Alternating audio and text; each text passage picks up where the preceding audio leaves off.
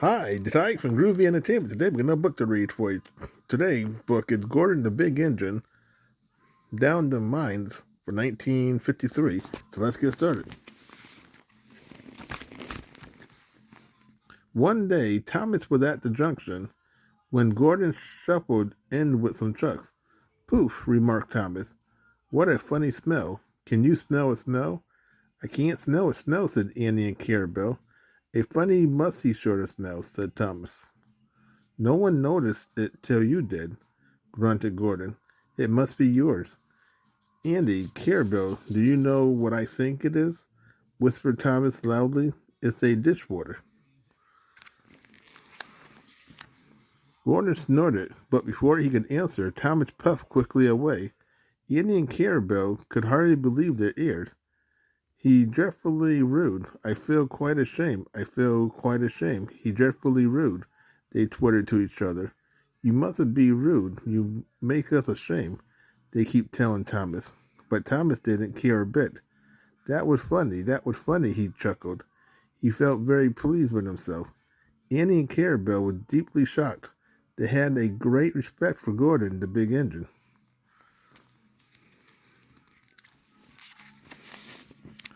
Thomas left the coaches at the station and went to mine for some trucks. Long ago, miners digging for lead had made tunnels under the ground, so strong enough to hold up trucks. Their roofs could not bear the weight of engines. A large notice said, Danger, engine must not pass this board. Thomas had often been warned, but he didn't care. Silly old board, he thought. He had often tried to pass it, but had never been successful. This morning he laughed as he puffed along. He made a plan. He had to push empty trucks into one sided and pull out full ones from another. His driver stopped him, and the fireman went to turn the points. Come on, waved the fireman, and they started. The driver leaned out of the cab to see where they were going. Now, said Thomas to himself, and bumping the trucks fiercely, he jerked the driver off the footplate. Hooray, laughed Thomas, and he fouled the trucks into the siding. Stupid old board, said Thomas as he passed it. There's no danger, there's no danger. His driver, unhurt, jumped up. Look out, he shouted. The fireman clambered into the cab. Thomas squeaked crossly as his brake was applied. It's quite safe, he hissed. Come back, yelled the driver. But before they could move, there was a rumbling and the rails quivered. The fireman jumped clear. As he did so, the bars slipped away and the rail snagged and broke. Fire and smoke, said Thomas. I'm sunk. And he was. Thomas could just see out of the hole, but he couldn't move. Oh, there, he said. I'm a silly engine. And a very naughty one, too, said a voice behind him. I saw you. Please get me out. I won't be naughty again. I'm not so sure, replied the fat controller. We can't lift you out with a crane. The ground not firm enough. Let me see. I wonder if Gordon could pull you out. Yes, sir, said Thomas nervously. He didn't want to meet Thomas just yet. Down the mine, is he? Ho, ho, ho, laughed Gordon.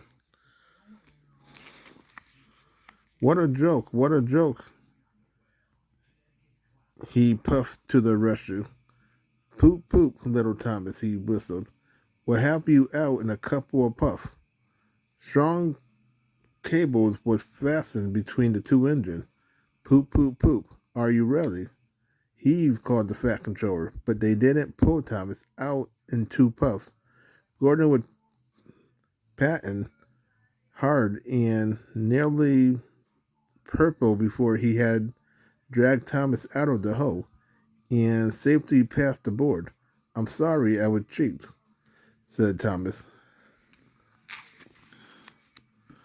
That's all right, Thomas. You made me laugh. I like that. I'm in disgrace. Gordon went on. I feel very low. I'm in disgrace too, said Thomas. Why?